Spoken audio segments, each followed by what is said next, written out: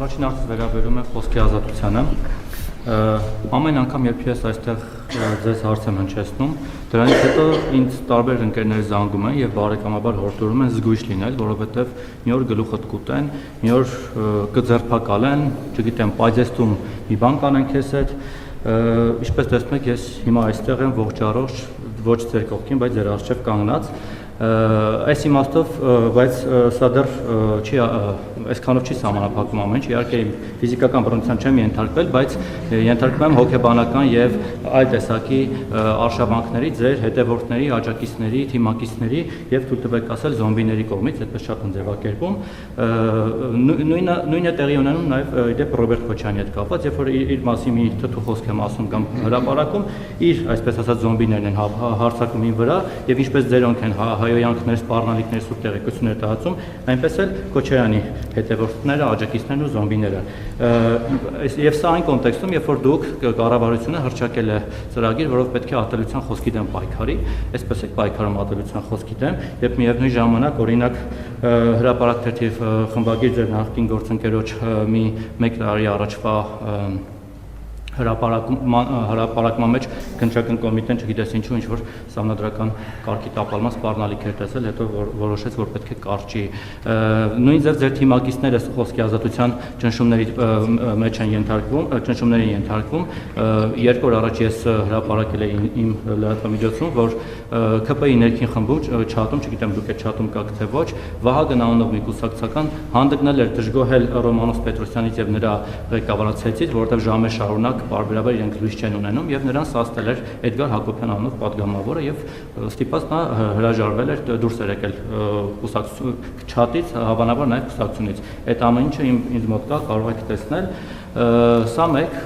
ինչպես եք վերաբերվում այս ամեն ինչի, ոնց եք պատրաստվում զսպել ձեր հետևորդներին, եւ երկրորդը, ուրեմն դուք անընդհատ խոսում եք Արցախի այսպես էջը փակելու մասին, բայց ես ուզում եմ հիշեցնել 2021-26 թվականների կառավարության ծրագիրը, իդեպ այդ մասին գրառում եք կատարել ձեր նախկին փոխնախարար Գայանե Գաբրելյանը, որը իդեպ ձեր վարչապետի ակտիվ մասնակիցներից էր, եւ նշել է, որ դուք նախ այդ ծրագրին, որին դուք ամբողջ թիմով կողմ եք քվեարկել, Արցախ բառը օգտագործել եք 11 անգամ, Ղարաբաղը 7 եւ ծրագրից հատվածներ 1-2-ը կարդամ, երկար չէ։ Օրինակ Արցախի ժողովրդի իրավունքների եւ անվտանգության ապահովում, պաշտպանելու է Հայաստանի ու Արցախի շահերը Հայաստանի կառավարությունը, Արցախի հետպատերազմյան վերականգնում, ջանք չի խնայելու Արցախում արժանապատիվ եւ բարեկեցիկ կյանքի պայմաններ ստեղծելու համար, Արցախի իշխանությունների հետ համագործակցության խորացում, Արցախի հետ գործակցության նոր ձևաչափերի ստեղծում, Հայաստանի Հանրապետությունը շարունակելու է լինել Արցախի ժողովրդի անվտանգության երաշխավորը եւ այսպես շարունակ։ Դուք մի ծրագիր եք քվեարկել, որի ոչ մի կետ փաստորեն չեք կատարել, գոնե այս Արցախի մասով։ Հիմա դուք ինչ խոստում եք կատարել, ձեր հետև ընտրողներին ինչ եք խոստանալու։ Եթե մարդիկ գան ու ասեն, ես ձեզ ձայն եմ տվեք 21 թվականին, նայելով հենց այս ծրագիրը, նաև ձեր ՔՊ-ի կուսակցական ծրագիրը։ Հիմա դուք այս կետերից ոչ մեկը Արցախի մասով առնվազն չեք կատարել։ Հանուն ինչի պիտի ձեզ ընտրեն։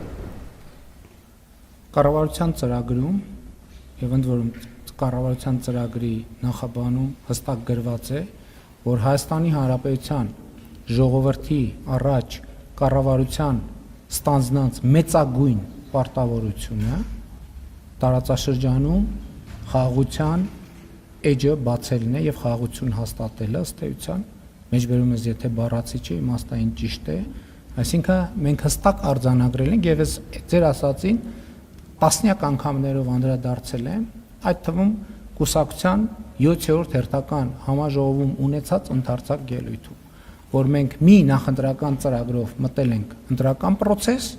որը եղել է այո, ավանդական, հայկական, ՔՊ դրոպ դաշնակցական ծրագիր, բայց մենք լրիվ ուրիշ ծրագրով դուրս ենք եկել, որովհետև այդ ընթացքում Հայաստանի Հանրապետության քաղաքացիները եւ հայտկապես քաղաքացիներից այն հատվածը, ում ես պայմանականորեն անվանեցի սնուցող մայրեր, նրանք շատ կոնկրետ պատգամավոր են հանդես եկել, մեզ հորդորելով խաղաղությունը դարձնել բացարձակ առաջնահերթություն։ Երկրորդը Ղարաբաղի հետ կապված ոչ մի կառավարություն չի արել Ղարաբաղի համար այնքան, որքան արել է մեր կառավարությունը եւ դա թվերով տեսանելի եւ ապացուցելի է։ Եվ ուզում եմ արձանագրել, որ Հայաստանի Հանրապետության կառավարությունը ամեն ինչ արել է եւ ձեր ասած ուժերն էին, որ տոնում էին Ղարաբաղում իշխանություն վերցնելը, որ հեսա տեսեք ինչ ենք անելու եւ նրանց իշխանություն վերցնելու բոլորդ հիշում եք, ես իրադարձությունները չնկարագրեմ, ընդամենը օրեր հետո ամեն ինչ ավարտվեց։ Հիմա այդ ձեր ասած նույն ուժերը, բացարձակապես նույն ուժերը, նույնը ուզում են անել Հայաստանի Հանրապետության հետ։ Խորհրդարանական ընտրությունների արդյունքներով։ Բացարձակապես նույնը։ Մի միլիմետրի տարբերություն չկա նրանց մտադրությունների մեջ, այն ինչ որ նրանք արեցին, խորհրդարանում շնորհավորում էին իրար մարդիկ, որ Ղարաբաղում իշխանությունը վերցրել են, հիմա տեսեք ինչ են անելու։ Տեսանք թե ինչ են անելու։ Մենք հստակ ծրագիր էինք առաջարկել, եւ այդ ծրագիրը մերժվել է հենց ձեր ասած ուժերի հորդորով եւ ուժերի ներկայացուցիչների կողմից, ովքեր Լեռնային Ղարաբաղում ստանձնել էին իշխանություն։ Եվ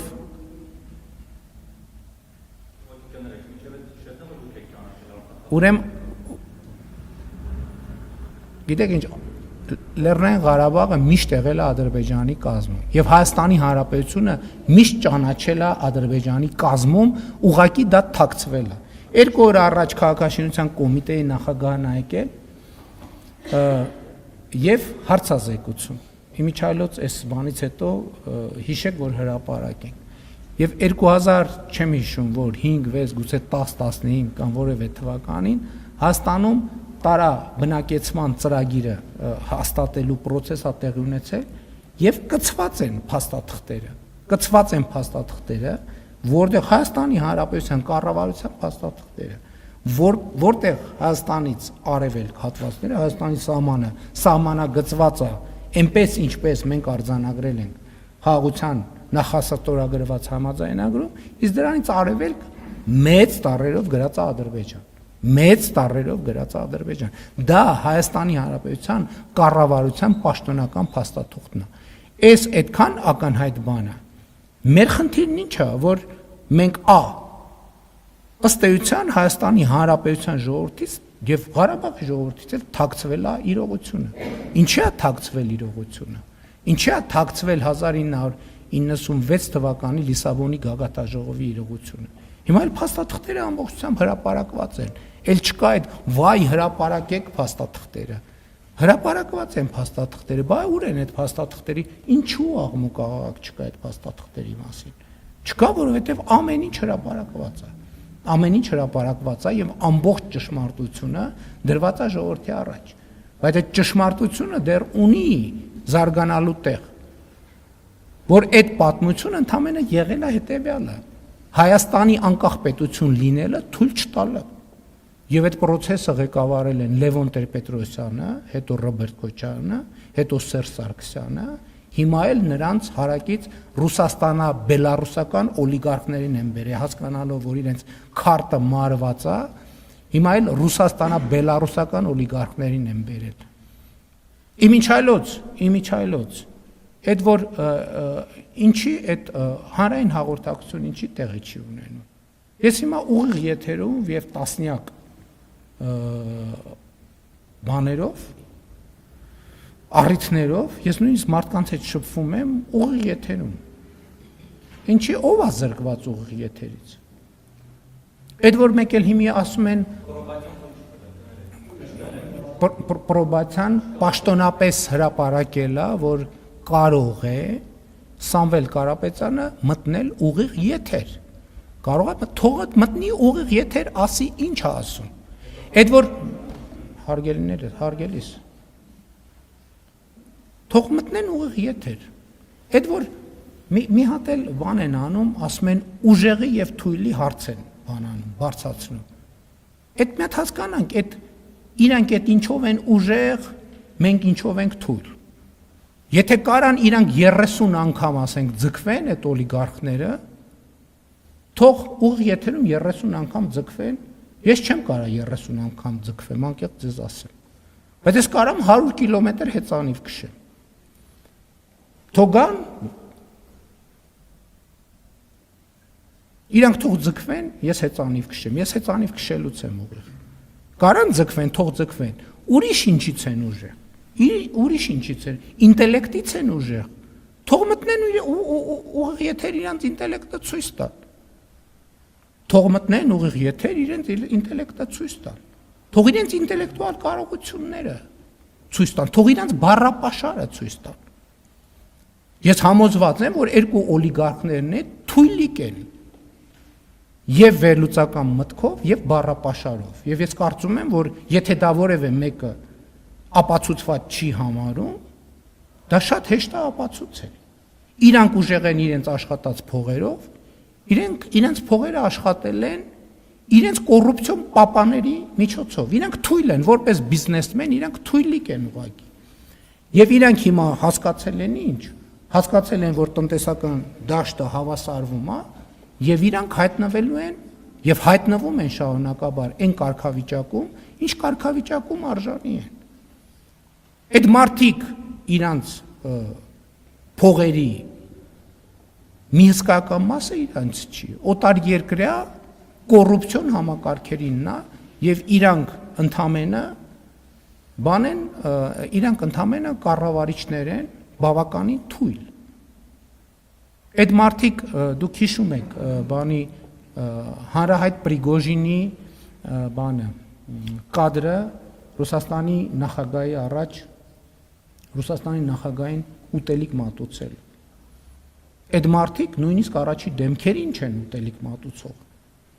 Այդ մարդիկ երրորդ, չորրորդական կարգի դեմքերին ուտելիք մատուցողներ են եւ եկել են Հայաստանում ուզում են ներկայանան որպես ուժեղ, ինչից են ուժեղ։ Ինչից։